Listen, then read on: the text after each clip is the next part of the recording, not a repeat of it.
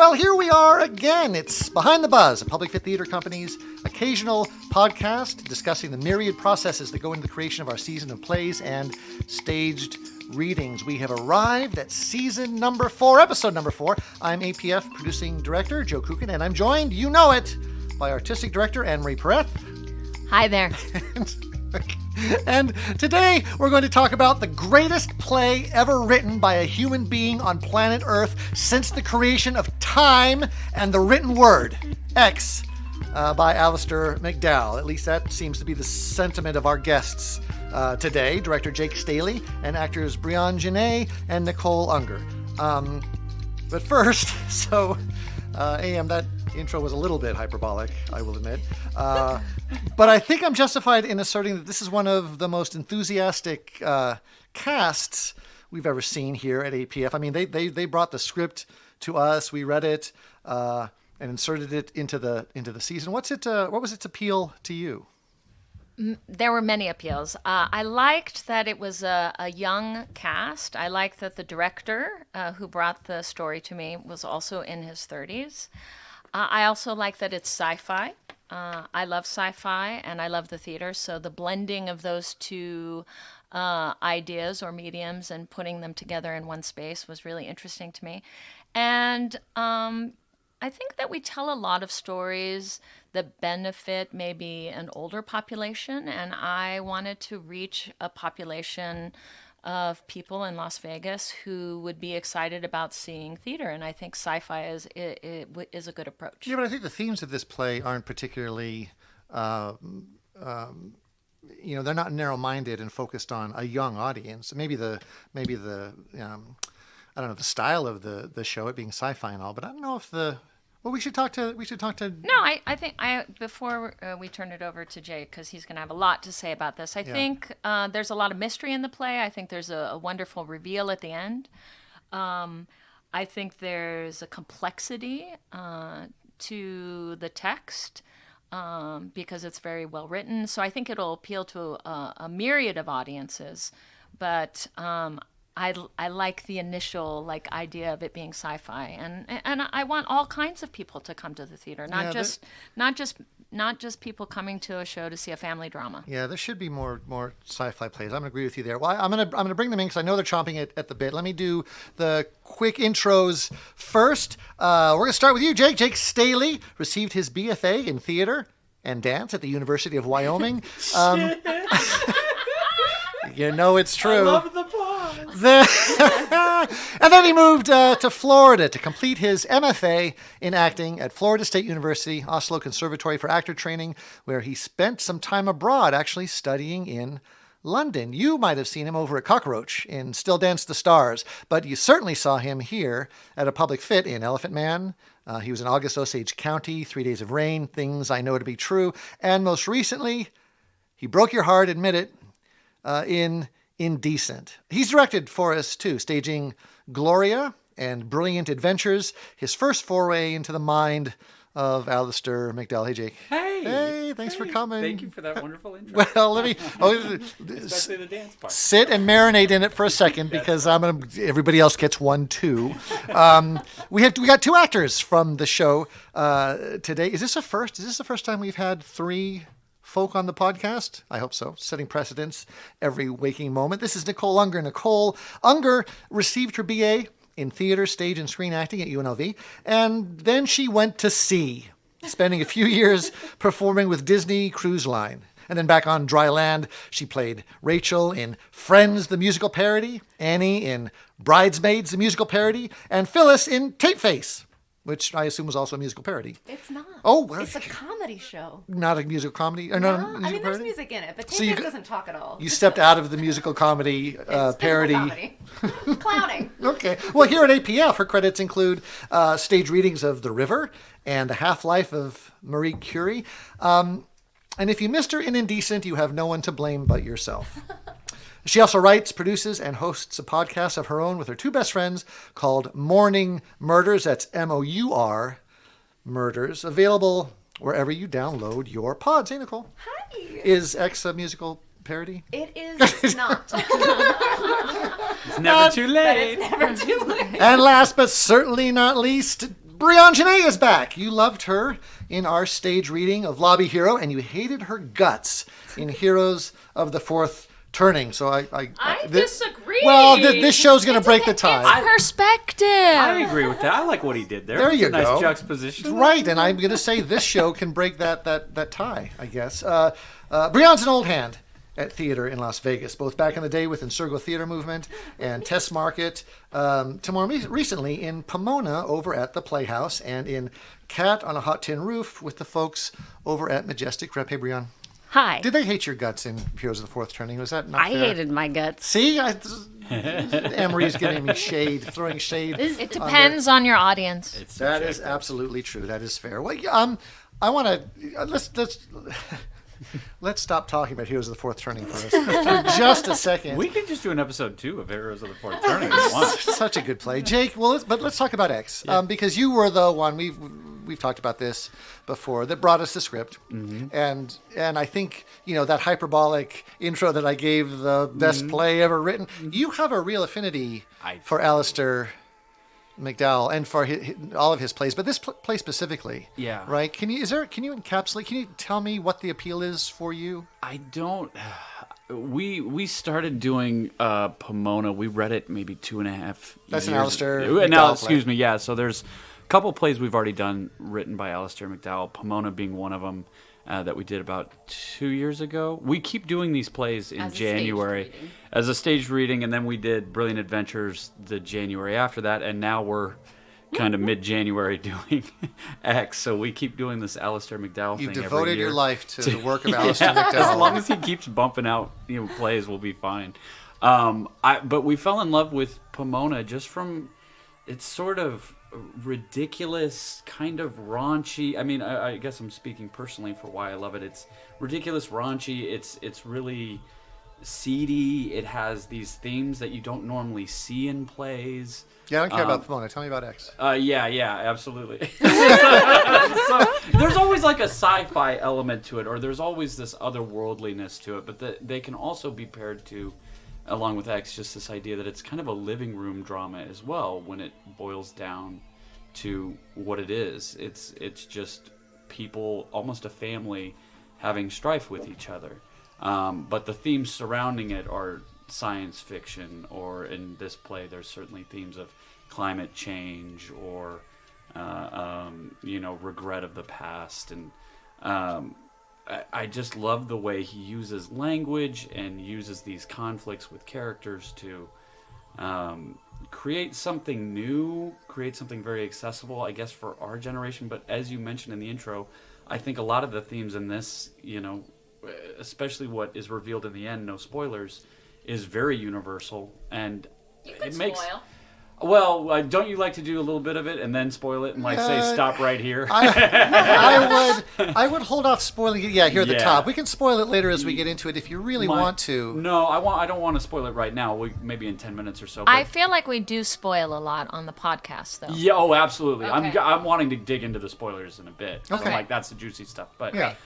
as of right now, for Well, those of you who haven't stopped, there's something at the end of this play, and I still can't really put my finger on it. It makes me cry every single time. Literally. Even every the other day, I was bawling tears in front of them, trying to give them notes, and I'm like, this is so weird that I feel it so deeply, and I can't really put my finger on Do it. we need to stage an intervention? Is this a is this I a need concern therapy moving forward? I have mommy and daddy issues. Or something. Do you have that same reaction, Nicole? You jump right in. Is that a similar? Similar, yes. He very much bawled his eyes out every single time we ran the scene. But I do have a strong emotional connection to the last part of the play specifically because it reminds me of very deeply of something that has happened in my life only a couple years ago. So Oh, wow. It just kind of revisits that in a beautiful way. So I think that it's a nice honor to the experience that I had, and it's paying forward that emotional connection I had with someone who is no longer with us. I always find when we start these podcasts, and I'm sorry and glad to hear that at the same time, Nicole. Yeah. I didn't mean to just. I didn't mean to steamroller over that. I find that during these podcasts, though, we jump in right away with the big themes of the play, and it makes me feel this, it makes it blah blah blah blah blah. Breon, what's the play about? Yeah, thank you. Sorry, I should have covered that. No, you're all is well. I haven't read it. Oh, okay. Well, Jake seems to like it though. No, okay. What's the play about? My mom asked me this question when I was on the phone with her the other night. I almost crashed my car because I'm like, oh, that's such a. What's it about? I guess like the synopsis is it's about a crew on a research base on Pluto, and they're stranded and they have no contact with Earth, and they start to slowly lose their minds and like what that entails. So I guess that's what it's about. plot-wise. Yeah, Yeah, plot-wise. In a similar, but like, sort of simple term. I don't know that.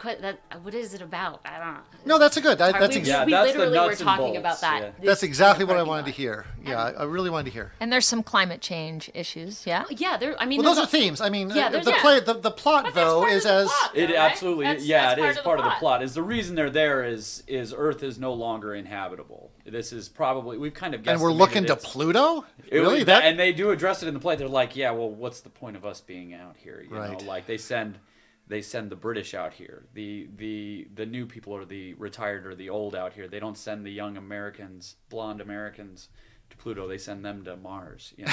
So it's kind of covered that this is the runts almost, as it were. The runts going Yeah. to Pluto. Is the date mentioned in the play? Have we set a futuristic date on when this is all supposed to take place? It's not, but Leia, who is our dramaturg and is doing a beautiful job, we've discussed this, and we at first were like, let's try to push it up as far as possible. So it's like, maybe this is 2045, you know. But by our estimation, I love that. I love that 25. I love that 25 years down the line is as far as possible for Jake, who is 12 years old. right now. No, but I mean, through our estimation, because now we're into spoiler territory, but through the estimation of the birds have dropped out of the skies, there's no longer, you know, the trees have all died away. And by the time they get a mission to Pluto, we were like, it's probably 2090.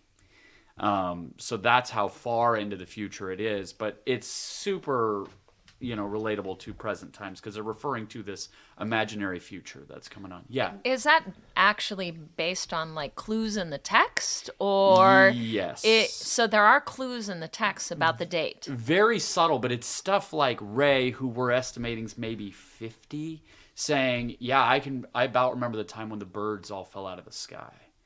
And so we're like, all right, well, when will that happen? And how long into the future is that? If he And then was add 6 50. when that, we got to add 45 years probably to that. I see. So that's where we've kind of been like, it's probably around 2090. So is our this so in the guess. style of sci-fi? Okay, there's sci-fi. I guess is a huge umbrella for style, but within that, you know, construct sci-fi, you've got your Logan's Run sci-fi where everybody wears jumpsuits and it's all clean and shiny and the future looks like a Sears, you know, leisure wear ad. And then there's your Bladerunner future where everything's rainy and gritty and the sun never shines and we're wearing similar you know, clothes are just dirtier and our boots are stompier and what have you. Where does this fit in that sort of, if we're saying Logan's Run is one end of the spectrum and Blade Runner is the other end of the spectrum? I think from my subjective take, and I think it's more objective, I would say it's more Blade Runner. You know, it's more of the gritty, things are falling apart, this is a dystopia. They paint the world back home, which we don't see. It all takes place on this base. But they paint the world back home being very run down, people far too close together, breathing in each other's farts, I guess is what they... Well, I guess that's happening on the base. Too. Spoiler! But, you know, this idea... Now. Sorry. During rehearsal. Right now on this podcast. Oh, good Lord. Yeah, you're not sitting next to her, I am. So the idea that's painted is that these buildings, what I picture is like this smog just kind of covering the planet. They describe the sun that started to fanny out, so maybe that's the cause. But there's definitely looks to the fact that we've, you know, hunted all the animals or, you know, killed all the crops, and now everything's processed through machinery, and food is just at our disposal, but it doesn't taste good, and there's nothing really to do. Perhaps machines have taken over all the jobs. So it's a very believable future that he paints. and the consequences of what happens to the psyche through that. She told us some fiction, and enough time's passed that she's convinced us it's fact. That's ludicrous. She's implanted a false memory. She's drilled us. Impossible. She's convinced us that something that never happened happened. Why would I do that? Because you're insane! One of the things that strikes me about McDowall's writing is that he can really straddle the line between dark and funny. He can really inhabit both worlds pretty comfortably. Is that true in this play as well, Breon? Is this as funny as it is dark? I mean, it seems to be dark. I don't know where you guys are going with it. No, I think it's very funny. It's definitely like probably the first act. There's quite a lot of funny moments. And this is a 4-act play, is that correct? We're adding 2 more, so it's 6. Just a 2-act play. I wanted to add on to kind of this discussion about like the futuristic nature of the play, because I feel like, yes, the play takes place in the future, but there's also like a sort of analog nature to everything that's on the base that kind of makes it feel like really very current. Like there's nothing in the dialogue necessarily that makes you go like, I can't relate to these people because they're future people. Yeah, right. But yeah, It's not like the hologram pops up and they're interacting with it, and yeah. I mean, McDowall was very, very kind to not be like, and then they phase onto. Yeah, they teleport across the stage.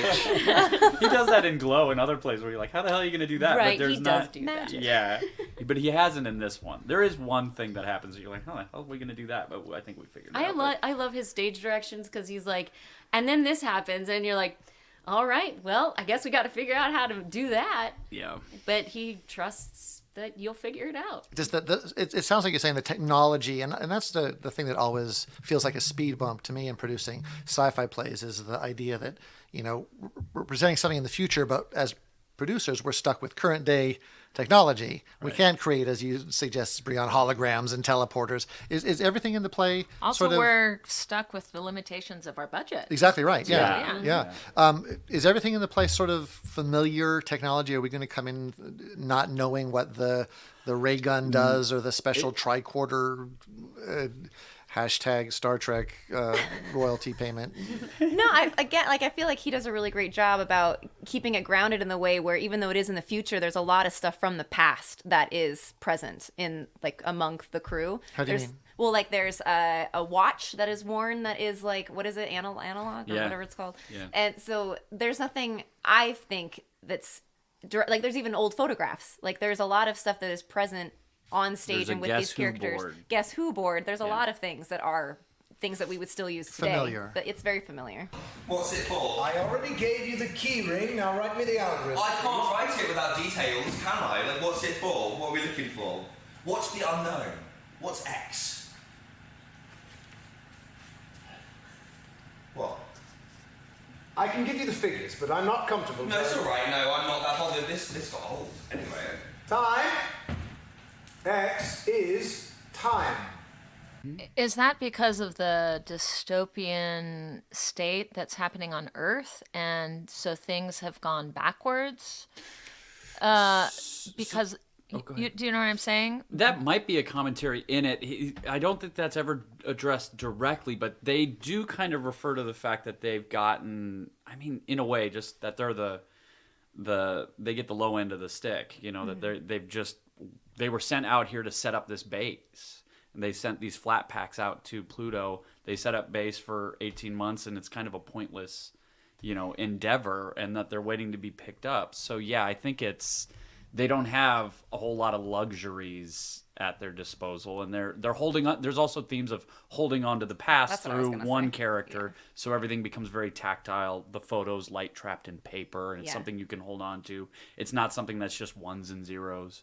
And then there's another character very much obsessed with the future. And then there's a character obsessed with only being in the present and ignoring the future and the past. And so I think a lot of those usages of props by Alistair McDowall are very intentional of, its commentary and symbolism.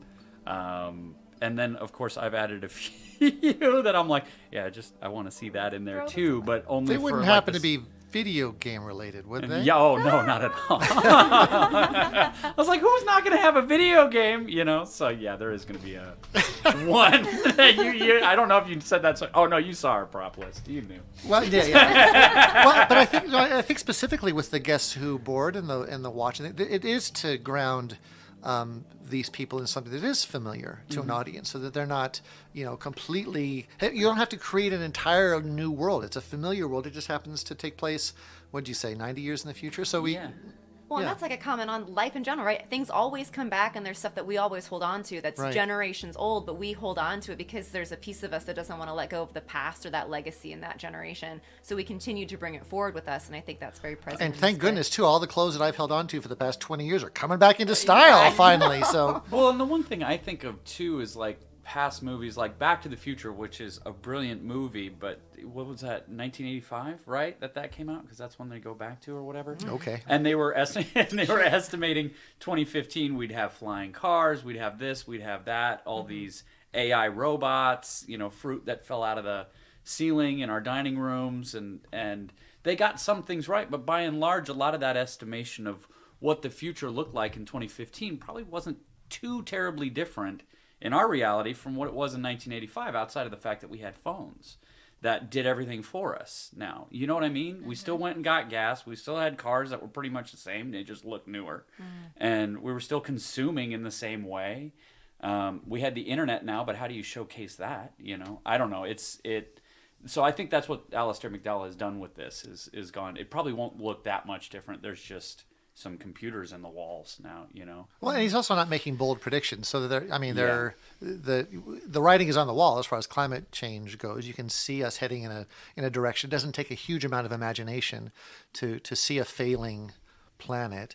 He hasn't asked you to stage, laser gun fights and characters with tentacles and things like that. Well, and that's just smart. That's just smart directing right there. Why wouldn't you? But I mean, it seems like a very familiar, easy. I won't say easy, but a future that doesn't require much prognostication, right? He's not claiming a visionary status here. He's creating what you've suggested, Breon, a family drama, of people losing their minds in isolation. Well, and that shows some insight on him as a playwright, because he understands how theater works, right? If he wants to blend these two realities, he can't break theater companies and make it impossible for this play to be produced.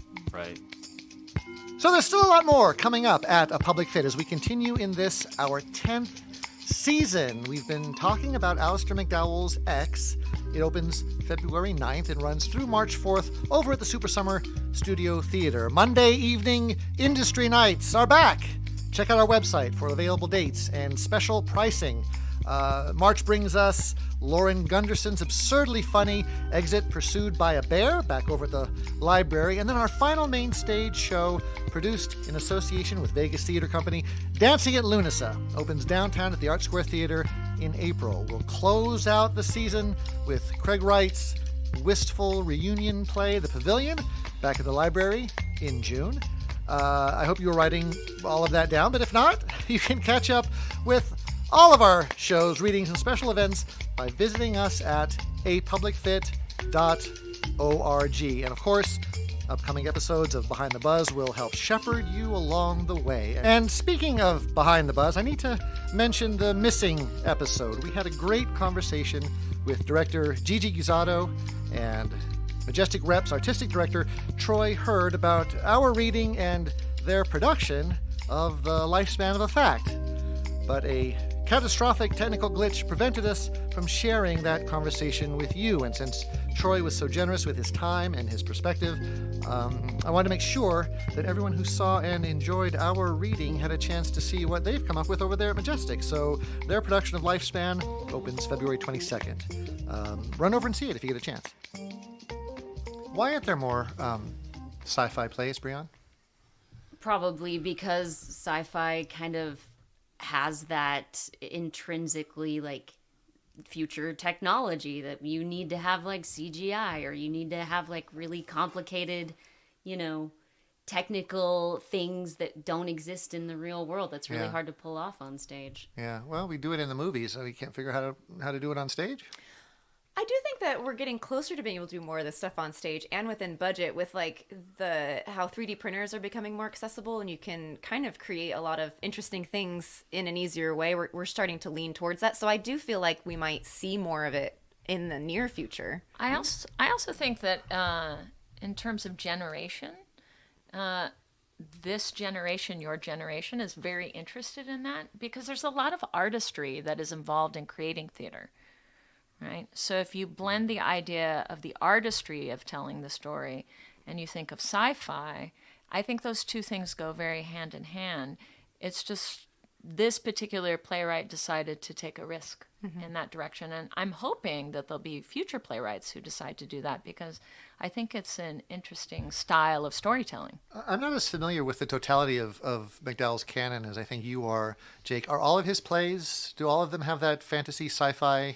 There's always something in there, that I think makes you go, ooh, what? There's a couple we haven't read. Sure. But the idea of like there's a cardboard box, but you can describe Brilliant Adventures as like a sci-fi western almost, and then this one's a sci-fi horror, and there's always some sort of anomaly, very interesting thing that is way out of the ordinary. You wouldn't find it in the real world, probably, or at least today.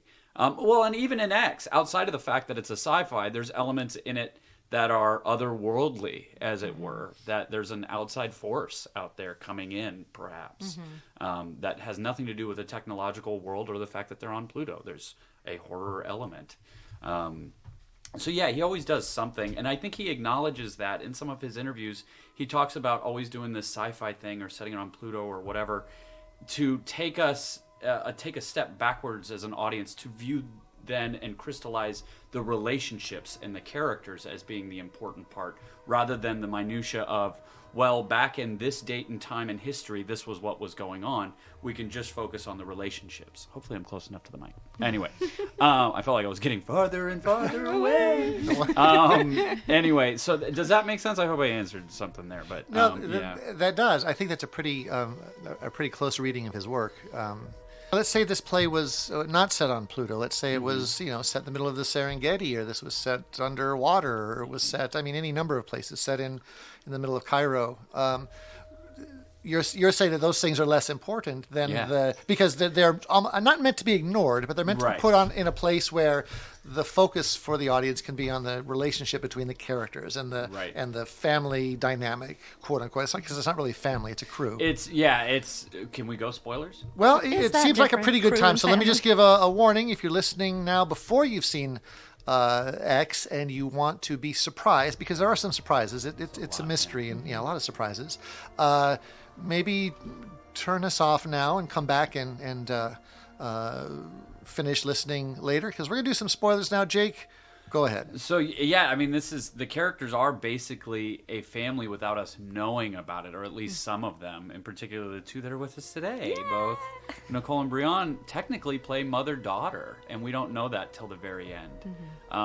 We know that Maddie is on the ship and that she's the youngest crew member, and she's kind of dancing around. That's who Nicole plays, and Breon plays the lead, that is, takes over as the captain. And Gilda eventually realizes that Maddie hasn't been on this base, that she's kind of created her out of thin air, and this girl never existed on the base that we've seen her have conversations with.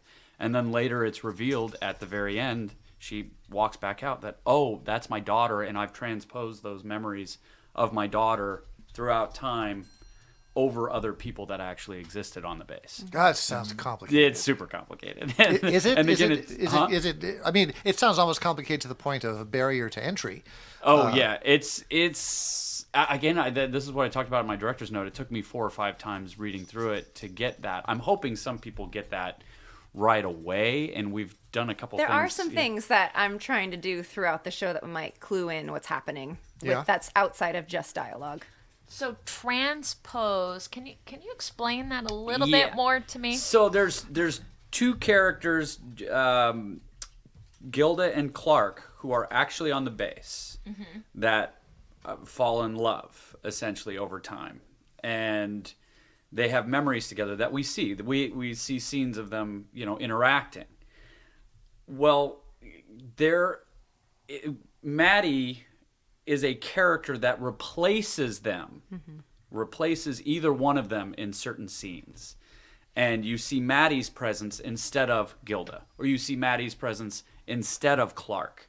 And she'll magically leave the stage, and then the very next stage direction is Gilda enters and says the exact same thing Maddie has just said, but you don't really notice it on your first or second read because you're like, oh yeah, one character left and the other character walked on, and she just happened to say the same thing. And then you start going, oh no, she is the same person. It was Gilda on stage the whole time. You just thought that there was this other girl there named or other woman there named Maddie. Does this make sense? Yes, no, it does make. Okay, but now my question is, yes, why? So he does answer this in the play, which, if you want to speak to it, it's your line, Breon. But go ahead. Yeah. Go ahead. Okay. So yes, when Gilda is talking about her love for Maddie, and she says the line, "I love you so much. You're in everything. I can't remember half of anything, but you're in all of it. You're in everything, all jumbled around."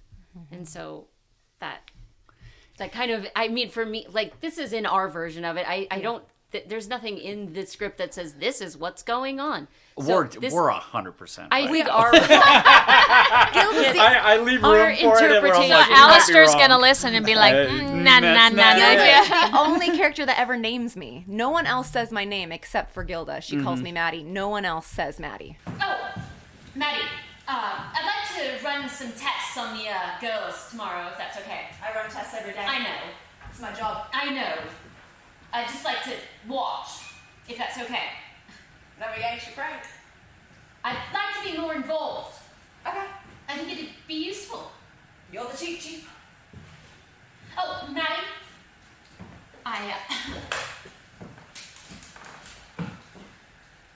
why did you let me say Ray's name wrong? His surname. I was saying it wrong. The entire time. Nobody ever told me. And then at his funeral, the service thing that we did, you were laughing. It's not a At his funeral. He thought it was funny not to correct you. It wasn't really about you. It was just... It's mean. Yeah. It's a mean thing to do to someone. It is, yeah. He might have lied to me a bit more if I hadn't been saying his name wrong the entire time. Years. Sebowski. I know now. You told me after we'd wheeled him in the freezer. No one else says Maddie. Yeah, it's a magical thing where you have this whole scene with Josh, who plays Clark, and you're interacting for 10 minutes on stage. The moment you leave and the moment you enter as Gilda, all of a sudden he goes, tell Gilda about your bomb shelter, is what he says. But he's never said and he's any just name been beforehand, talking to Maddie, but never says the word Maddie. So in short, our interpretation is the correct one. Well, yeah, you've got me wondering, how long did you guys spend on table work for this one? And did all of these answers come from the table work, or did you have to discover these on your feet in actual blocking rehearsals and run-throughs? So this was stuff that we were working. I mean, Breon and I have been going over this. This is both of our baby in a way, that we've been looking at it since January of last year or something. But once we knew we got the green light in April or May or whenever that was, I started reading it, and I think we discovered and discussed that pretty like a month ago.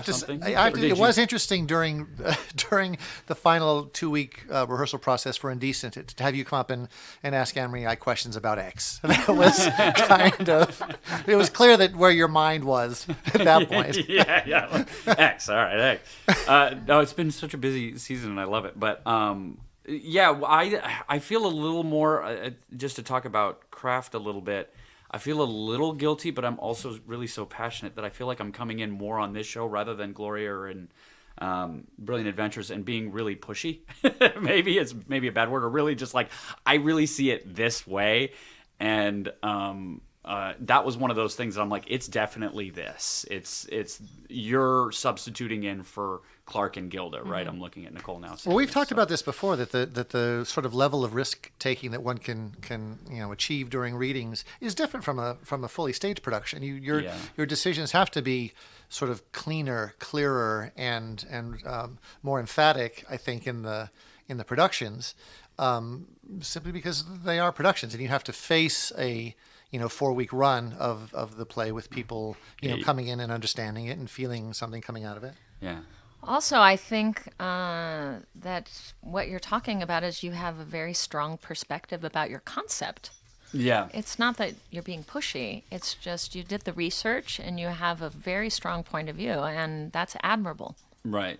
I hope it's that. It feels strange because there's a lot of, and I hope it still feels this way for everyone, but there's a sense of, especially because I have probably definitely more experience as an actor, and you want to be in that collaboration with a director. And so I'm haunted by old directors in my mind now from my past, and I'm like, why were they this way, And then now in this process, I'm like, oh, I get it. Like they were just being like, sorry, we don't have time. I really want it this way. Go full throttle, go. And so I'm like cutting people off, being like, sorry, go back, do it again. It's got to be, you really got to push. Come on, I believe in you. And then I'm like, okay, I see it. I forgive you, past directors. I'm not talking about you two. He's talking about you, Emery. He's talking specifically about you. I'm talking about like me. He's talking about you. Undergrad people, grad people, and people in the youth that I was like, why are they being so mean? When in reality, they were just giving a note. Well, let me shift gears just a little bit in talking about the spoilers and the characters that don't exist and that they are conglomerations of other characters and characters layered on top of each other. Oh my good Lord, is this play going to be accessible to an audience? Is it going to? I assume that all of these things won't make sense right away because that's sort of the nature of a public fit productions to begin with. Yeah. But and I'll remind everybody that anybody who comes to see the play more than once gets a 50% discount on any returning attendance. But is there a risk of alienating an audience with such complicated character relationships? I think so, and this was a little bit with Brilliant Adventures. There were certainly some people that saw it and were like, I didn't like it, or that wasn't my cup of tea. So that is always the case. We did Pomona, and I think my parents were like, yeah, that wasn't, for us. And I'm like, okay, well, trying to, make things as clear as possible, make the relationship strong between the characters. It's certainly very confusing, and you do need to lean forward and pay attention as an audience.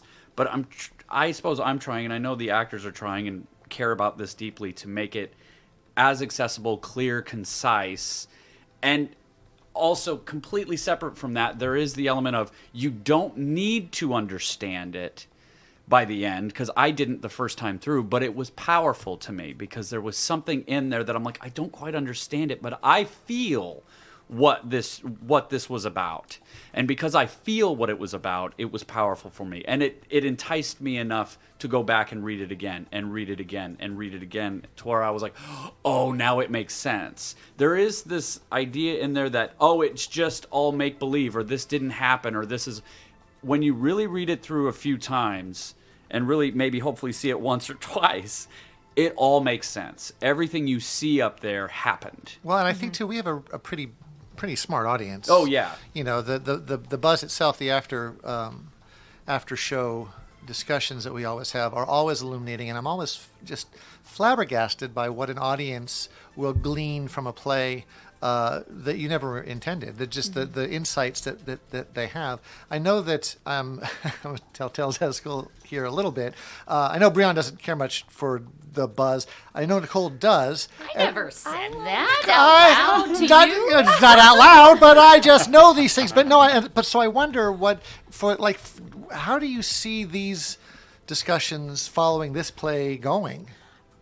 For me, so the first time I read the play through, I was confused for most of it until the ending. And for me personally, there's a lot of elements of dementia that are throughout, which is something that is really close to home with me. See, that's what I took from it, too. I don't know all these other things you're talking about. It seemed like, I don't even know that, a big spoiler here for me, and this is, you guys have, you're going to open in like 2 days. It doesn't in my opinion. We've got a month. But I don't even know that it's set on Pluto. I don't know that that's really where the play is. So I think when that there's a first lot read of the it, I play agree. that's yeah. Yeah, I can see it going both ways. Sure. So, when You've I made a first, choice, Yeah, and- yeah. and I love that what we're doing with the show, but I even had that the first time I read it through is that a lot of it is not actually happening. It is dementia and the way that the mind is manipulated memories and combined fiction and reality for this one person And it's distance. created. You know, I was going to ask why Pluto, and 'Cause it's it's just the the furthest farthest away, one yeah. away, and it's not a planet anymore. You know, we've Yeah. downgraded Planet it X, to, the search for to that, planetoid. Yeah, it's an unsure thing. It's unknown. There's a lot of things that constantly change, Yeah. which when you're dealing with dementia is a constant thing that happens. When my grandmother was going through it, we would have these conversations where she thought I was a completely different person Yeah. and was so set on I being this person. And now when I do these scenes with Breon, it's very real because that's kind of what's happening. Like I'm a completely different person than who I actually am. So it's a very interesting thing to be in this production doing that when I lived something very similar for almost a year when my grandmother. You was see going audiences through it. picking this up and wanting to talk about I do, it. especially after. people who have gone through it and have an understanding. I've had conversations with people who have read X, and we've had similar discussions Yeah. about the idea of dementia. So that's what I think will come up for certain people. And Breon, do you see the value in the buzz now? What? Maybe you Coffee, agree. Joe. I'm like, I'm quaking inside. Maybe you agree. Well, no, I'm looking forward to it too. I always enjoy those discussions because, like I say, the audience always brings something to it that you never expect. Yeah, I imagine it'll run the gambit between climate change. There's definitely the elements of dementia that happen, especially towards the end, and that and this is why I said it in the director's note that it is 100% valid to be like, no, this was happening, inside of her mind, or that these are all, sure, that's just as good of an interpretation. I personally don't agree, but it doesn't mean it's not right. But there's a lot of different directions that these buzzes could take. I'm intrigued by them because I know the audience will be like, what was that? Certain members will obviously have to be like, I don't get it. And be like, okay, well, what can we piece together? I'm going to, again, our goal is to not make it confusing. I'm trying to make it as clear cut and this happens, then this happens, then this happens. Our goal is to not confuse, but it is to make a clear, concise play that makes them feel something and look at something differently. Every single transmission we've sent has been marked as received. Okay? Do you get what that means? Our computers, their computers, everything works. Everything we send is getting to Earth. Everything's getting there, fine. No one's sending anything back. No one's on their end of the phone. Okay? I can't make someone who's not there answer our transmissions. That's part of the appeal of McDowall's plays, I think, is that like they're sort of paradoxical, and like even when you feel like you have the answer, there's something in there that makes you go, wait, that can't be right. And so that's what kind of makes them stick in your head and keep thinking about them. And I remember when Jake was directing Brilliant Adventures and we were leaving a rehearsal and we got a call from one of the actors that was like, well, wait, what if it's this? And we were both just like, okay, this is great. You're thinking about it this much. That's awesome, So, you like lay your head down at night and suddenly something springs into your head and you're like, what if this is the thing that makes it all make sense? Is that what audiences want from theater? I hope so. I don't. It's what kind I of like want. music. It's kind of like music that they came up with that thing where music fades out. If it fades out, it keeps playing inside of your head over and over and over again, and you're more likely to remember it. That's what this one feels like. Is like it kind of fades out, and you go like, it's still going on inside my head after I've left.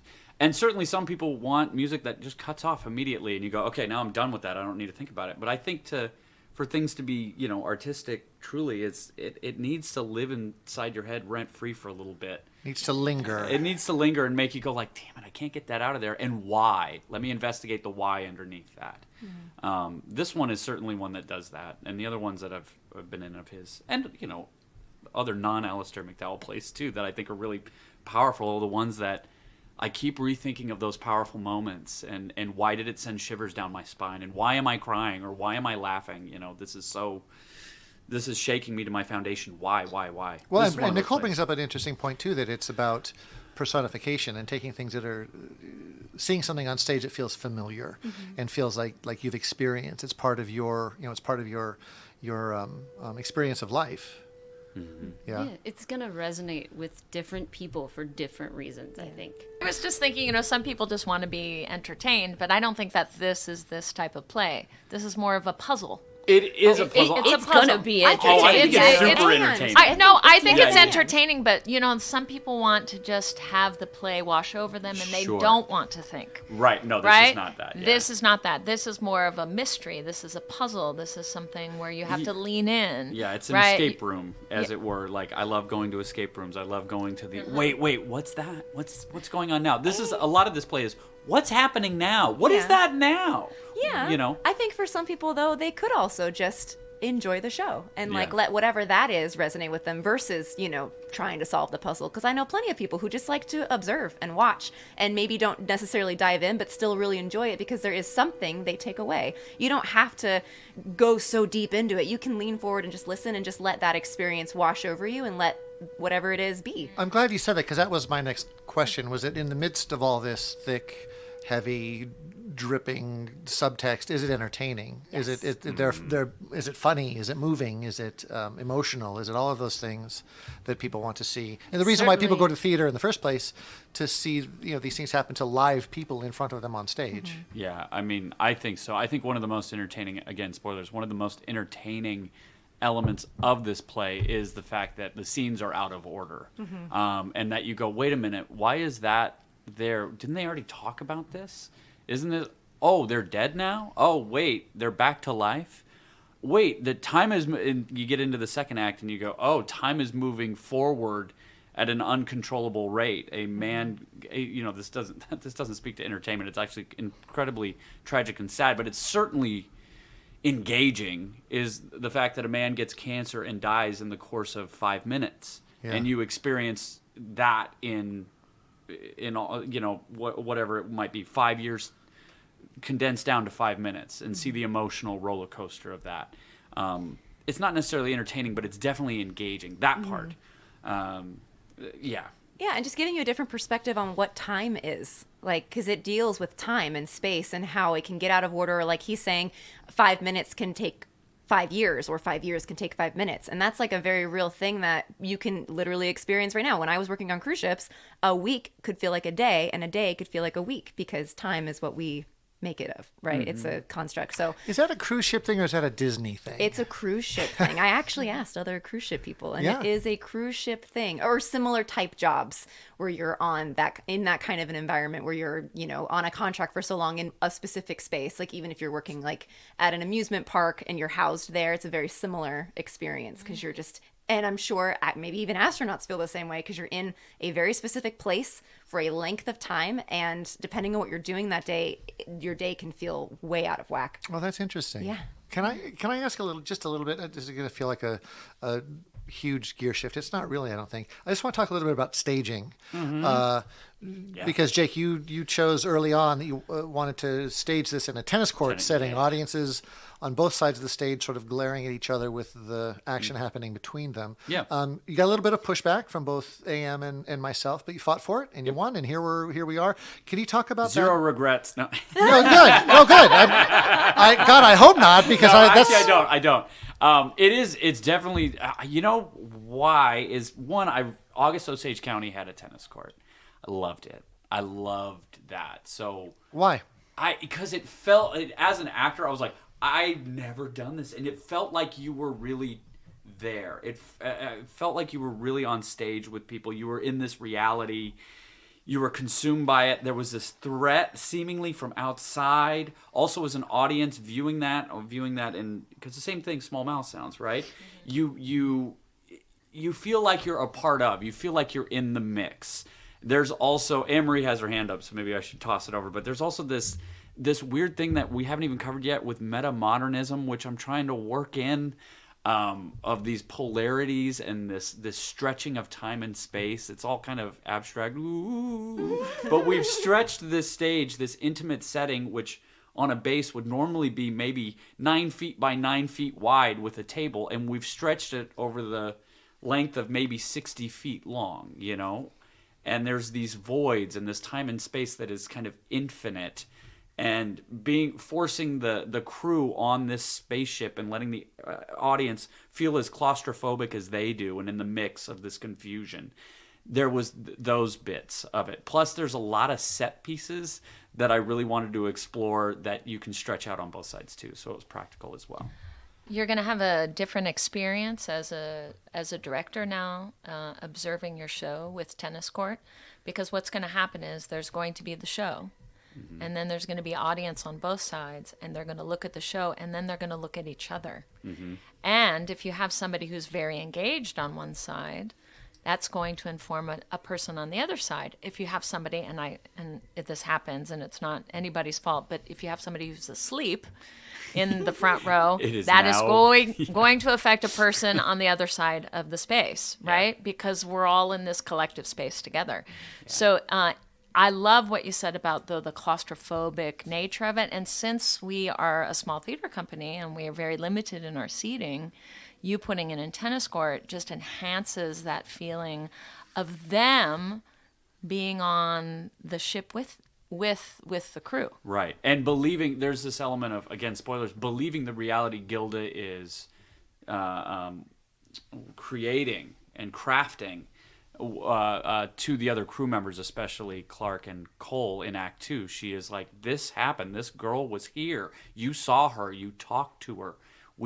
She was eating cereal. Well, the audience is going to see that, you know, a couple feet away from them, rather than being separate. And as an observer, it's now a subjective opinion, like they were in there too. So I wanted to force that upon them a little bit. So there you go. That's why we did it. And I like it. It's certainly creating some very interesting challenges that I was like, oh, okay, well, we've done that before. And yeah, you can't have your back to the audience for too long right there. We've got to find a reason to move there. So it's also teaching me stuff as well. Whereas Proscenium, I'm fairly confident. I'm like, well, yeah, I know. You got to create a triangle. You got to move there. I've already used that space. This one is, we've got to move more fluidly and find better reasons to move. And how's your cast reacting to it? They're just so good. So like, he has to say that. No, we're right here. Again, this was like a dream cast. Truly, when we were talking about this over the summer, I was like, wouldn't it be awesome if so and so could do it? And we kept going, that probably won't happen. That probably won't happen. And then everyone said yes. And we're like, okay, great. So you've got a kid in this one. We do. We have a child. We've got Roxy Weller in it, who's if people know Daz Weller's daughter, is just outstanding. She's what? She's 12, 13? 10. She's 10? Yeah. That girl is 10? Yeah. That girl's a genius. That girl is 10? Yeah, she is better behaved than everyone. Yeah, no, I mean it. When I first met her, well, you've got Tim Burris in the play. It's a really pretty low bar. He'll love you. I'm Tim Burris. Tim Burris is lovely. Yeah, she is outstandingly great. She, again, spoilers, she's playing the antagonist for a while, which is there's this little girl outside the ship that people see, and what happens if she gets inside, and she's terrifying and awesome. We just recorded her voiceover stuff yesterday, and you know, we all maybe acted by the time we were 10. She is way beyond her years and taking notes and being a professional in the, you know, workplace. She was sitting there for, you know, maybe 2 hours watching a run, waiting for her entrance, and she just had her back straight up and down. She was buried in her book. She kept checking in, and I was like, is there anything you need, Roxy? She's like, no, I'm good. You know, she follows along with the script every single time. She just follows along. Yeah. That's great. I'm, you know, after 36 years of my life, I've never been as well behaved in my entire life. I can. You can attest to that. I can attest to that. So yeah, she's wonderful. She's doing great. Yeah. Okay, well, that seems like enough. Does anybody want anything we missed? I think. No, I think episode 4 of season 4 is in the can. You guys can go back to rehearsal, and Anne-Marie and I can go back to doing whatever it is we've been doing. What have you been doing again? packing. Yeah, she's going to New York in the next couple of days. So big thanks to Jake and Breon and Nicole for introducing us to Alistair McDowall and to X. I really am looking forward to seeing what all the fuss is about. And I love the way you guys are so enthusiastic about this play and have clearly given it a tremendous amount of thought, which is why I love these conversations. It's like the Buzz, only I don't have to put on shoes. So, anyway, out there, we hope that you enjoy these dialogues too. And you can prove that to us by maybe giving us a quick review or a one-click rating or whatever feedback method appeals to you. We want to engage you in a way that we can, and your comments help us do just that. But if you'd like to reach us directly, our email address is behindthebuzz@apublicfit.org. Join the conversation. There really is so much to talk about.